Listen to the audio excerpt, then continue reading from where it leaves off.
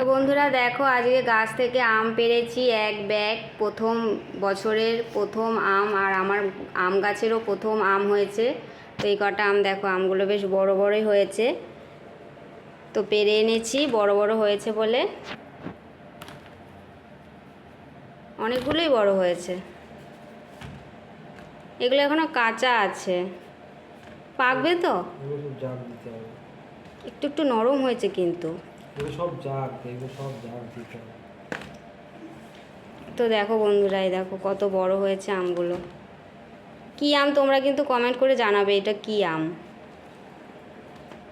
এই দেখো, তো এই এতগুলো আম হয়েছে, প্রায় এক ঝুড়ি মতো আম পেড়ে এনেছে।